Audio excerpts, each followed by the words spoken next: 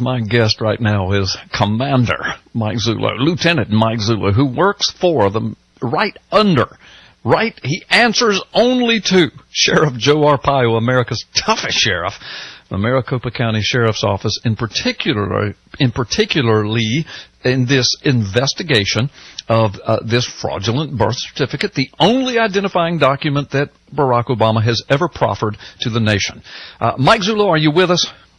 I am, Carl. How are you, brother? Yeah, I'm doing great. Thank you so much for being on the show. What we're going to do is a cleanup here, and I'm going to let you do the vast majority of the talking. I'll set it up, and then I'm going to turn it over to you, because you and I were on the Peter Boyles show this morning out of Denver, KNUS.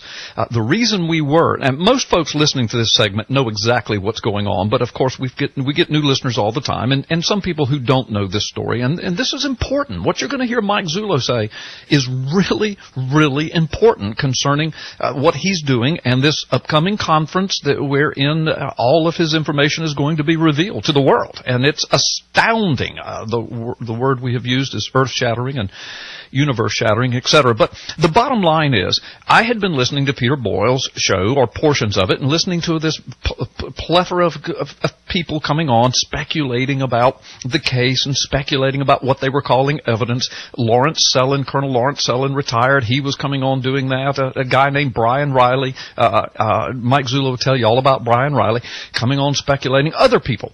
And that's cool. They're talk radio. You can speculate all you want, but the problem is they were getting over into the areas of making definitive statements and calling it evidence. So I emailed Peter Boyles and said, look, here's who I am. I talk to Mike Zullo every day. Would you like me to come on and give you the information I can give you? And it's factual information. Well, anyway, some rigmarole. It took a couple of weeks. I finally went on the show. He was going to have me on for 15 minutes. He kept me on for an hour, and then invited me back. That was on a Friday. Invited me back for the next Tuesday show. That first show was fairly cordial. Near the end, he got a little snippety about I had been on for 45 minutes and hadn't told him anything, although I did reveal 2 brand new pieces of information that Mike Zullo gave me permission to reveal. Plus 3 times during that hour, I offered to give him some exclusive information for his audience only, and he never asked me for it. So I was smelling a rat. I knew something was up. But when I came on the show the next Tuesday, he had set up an ambush with Colonel Peter Sellins, who's kind of seems to be a self-promoting kind of guy, in my humble opinion, on this whole thing. Knows very little of real evidence, but yet claims he's on the inside scoop, and even invokes Mike Zullo's name from time to time. And so when I went on the show, we started right off, and I started off explaining several points where they were just extremely and terribly wrong. The problem is from that point forward, they just double-teamed, trashed me, tried to shut me down, overtalk me, filibuster, etc., until Peter Boyles finally just cut me off the air, which I knew was going to happen. I told Mike Zullo before I went on, I said, they're going to cut me off the air. That's what they're going to do. They're not going to be able to handle the truth. But the problem is, folks, is that Peter Boyles said on one of his shows to a caller, and many of you have watched this video, he said, Carl Gallups said that Mike Zullo said that John Brennan, who's the CIA director, is the forger of the Obama birth certificate. And the caller said, quote, oh my God, that is earth-shattering. And Peter Boyles said, yeah, but. Well, here's the problem. I have never said that. Neither has Zullo ever said that. Neither has Arpaio ever said that. I called Mike Zullo. I said, Mike, where are they getting this from? Have you ever said that? He said, not only have I never said it, but as far as I know, John Brennan's not the forger. He said, I know who forged it. I said, well, that's what I thought. Folks, that's some pretty heavy-duty radio, legal, liable stuff. I mean, I can't get on the air and say Mike Zullo said when he never said that without cleaning that up.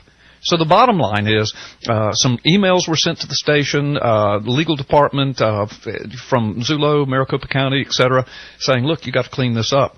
So Boyles gets on the phone with Zullo and says, hey, I'm going to have Carl and you, Mike, I'm going to have you on. I'm going to apologize to Carl for the way I treated him. We're going to clean up that whole John Brennan thing. I got to get this right. Zullo says, fine. So Mike and I went on the show this morning. We had what I'm going to say, Mike, a cordial conversation with him, about 20 minutes, but he never apologized, and he never even mentioned the John Brennan, the legal point, the libelous point. He never even mentioned it. All right, that's the setup. Mike, I'm going to turn it over to you because there's a lot of stuff with this Brian Riley and everything I just said and what is evidence and what's not and the whole bit. Now you get the rest of the time, Mike. Well, Carl, I thought today was actually a meaningless interview. I knew right from the beginning when he introduced me on the air, you don't have to give me any kudos, but you certainly do the man I work for. Right. And he introduced me on the air like I was just some other guy, like a Lawrence Sellin. As a matter of fact, he gave Lawrence Sellin more honor than he did me and Sheriff Arpaio by the way of introduction. He just introduced me as by name, never made any reference, actually just asked me, how did you get involved? Right. As if you don't know. Right. You've only been following this, according to you, 5 years, pounding the pavement for 5 years, and you don't know. So I knew the setup was there right from the beginning. It was more of an interview of him, I believe, not wanting to humble himself and say, hey, I made a mistake. Right. Forgive me. It was, let's see if I can gloss this over and give the impression that we're all singing Kumbaya. Right. Well, yeah, he basically said that. He said, what did he say? He said, I recently had a show, I wasn't proud of how it sounded. Well, that could mean several things. It could mean I didn't like the way Gallup sounded. I wasn't proud of it.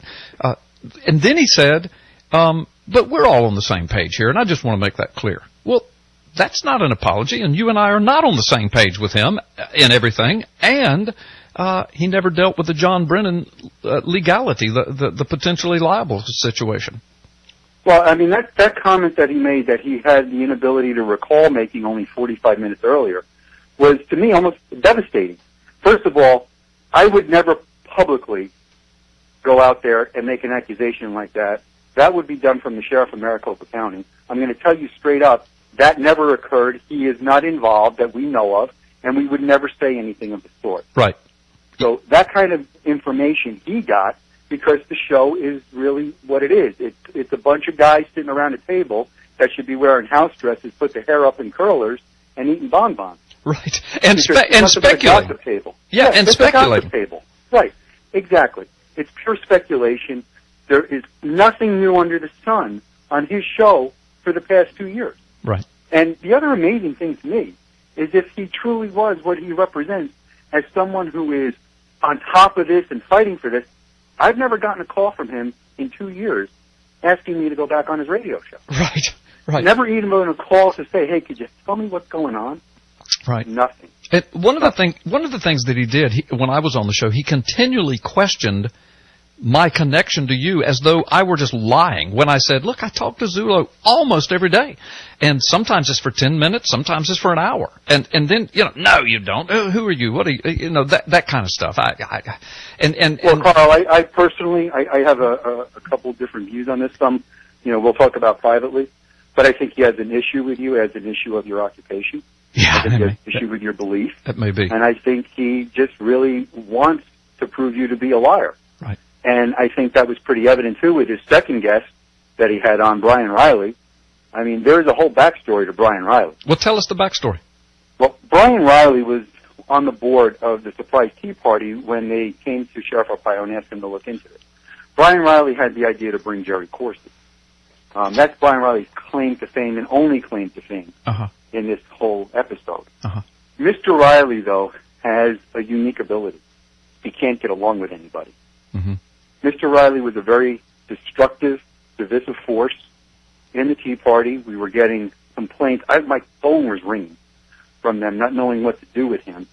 And they were at a point where I understood they were having a meeting because they wanted to remove him from the board and fire him from the board. Mr. Riley is also a self-described political activist. Really, he's more just of an agitator. At that point, Mr. Riley was also firing off letters to representatives and county attorneys and all kinds of nonsense with this. And he was becoming a bit of a threat, in a way, to the investigation. So I wish in hindsight, I never made this call. I was advised against it by Chief Brian Sands, but I did it anyway. That's Chief Sands with the Maricopa County Sheriff's Office, right? Correct. Okay. I decided that what I wanted to do was neutralize Mr. Riley, put Mr. Riley in a cardboard box, if you will, and put him off to the side.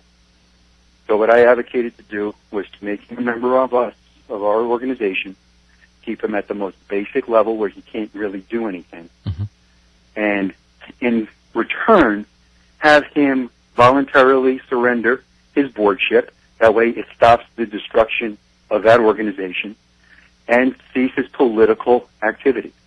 Because when you're dealing with us now and you're part of us and we're in this investigation, you can't, by our policies, engage in those activities. Right. That's what happened. In my mind, I thought I can keep this guy under control. So I gave him busy work to do. There is nothing of any significant value that Brian Riley ever contributed to this investigation. Right.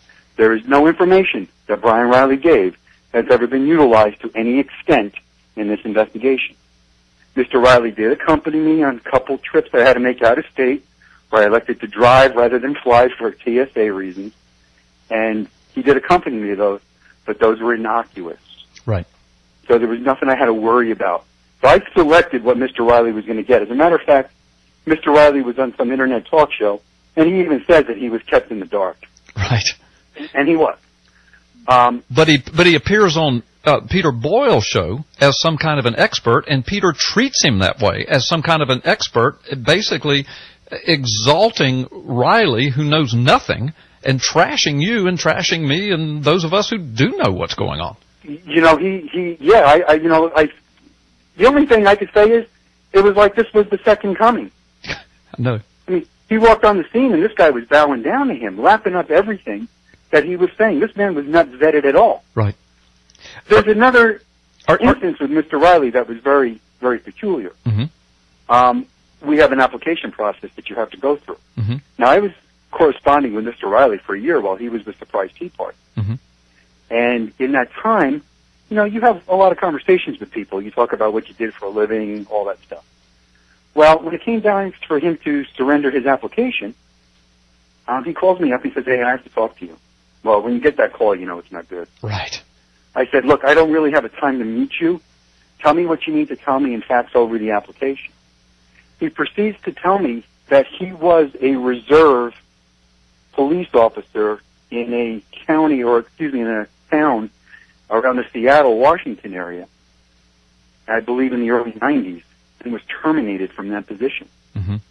Now, he kept this a secret from me for a year. He has still kept that a secret from the public, and you have to ask yourself why. Right.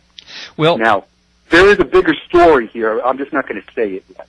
Okay. But it's a dirtier story. I know, and I know some of it. Let me ask you this. We got to take a break. Are you at liberty to say what Peter Boyles said about Brian Riley as far as, you know, feeling kind of duped by the whole thing? Are you at liberty to talk about that? And I thought Boyles was supposed to address that this morning. Well, Peter Boyles told me that he believed that Mr. Riley was an internet stalker. He admitted to me that he didn't vet the guy. He told me that he got set up. He told me that it was an OBOT setup. Right. I mean, these are all the things the guy's telling me before we're going to go on his radio show. Right.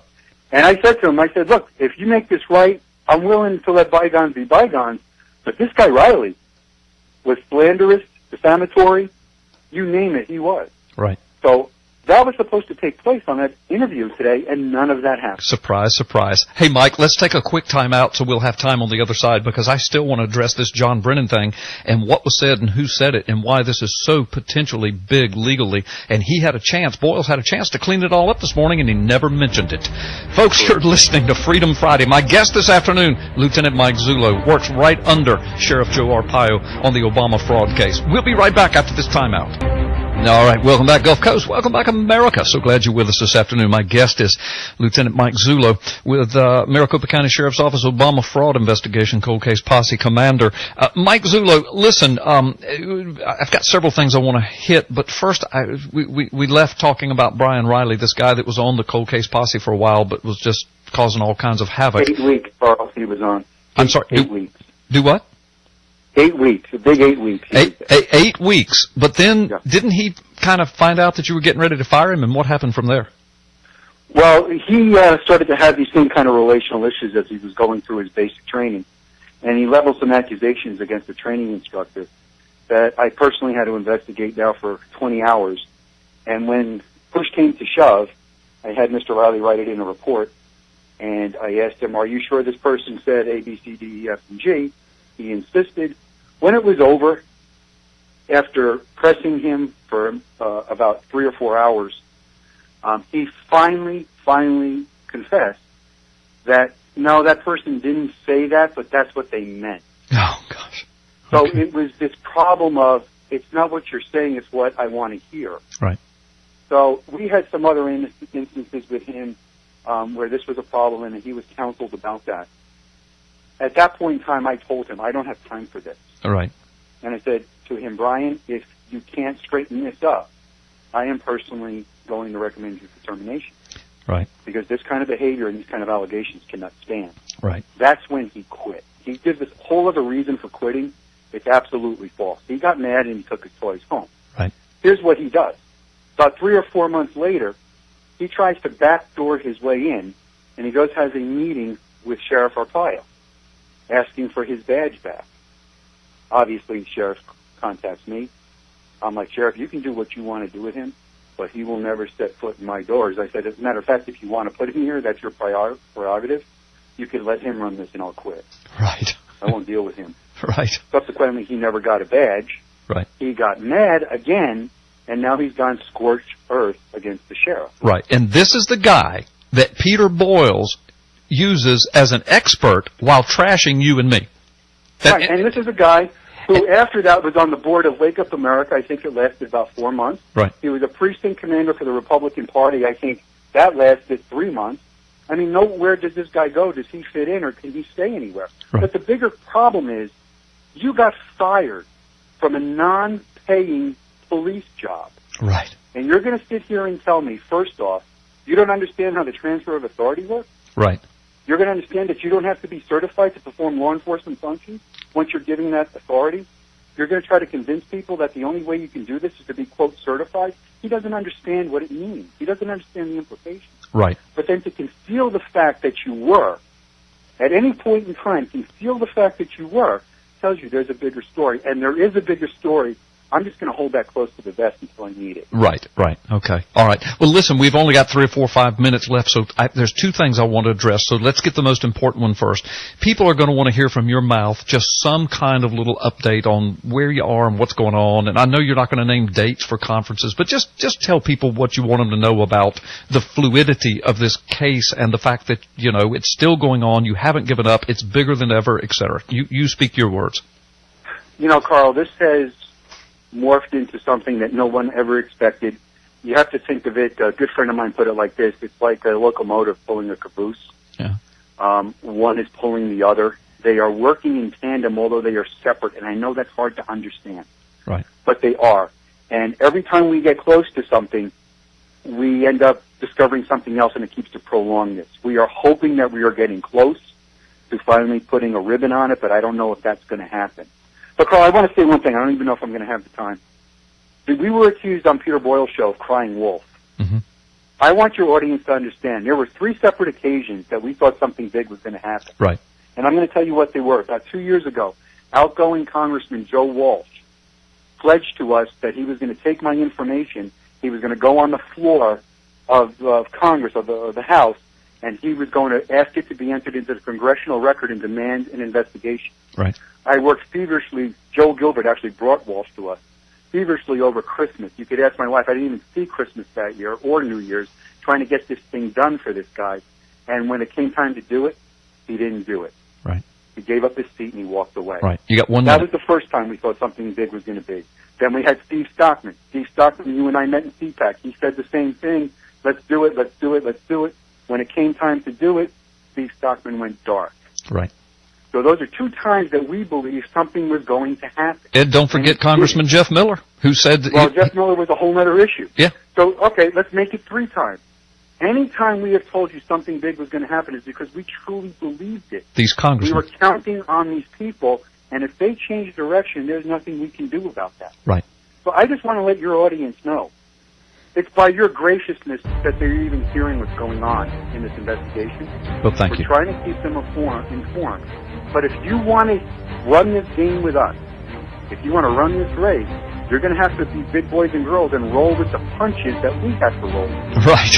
And you can't get mad if something changes because it is so fluid, and the bigger it gets, the more input other people contribute, and then you have to deal with personalities, agendas, and schedule. Right. Right. Mike, we're out of time. We're out of time. I'm so sorry. Folks, listen, you've been listening to Freedom Friday. Mike Zullo, we're going to have him back. We're going to talk more.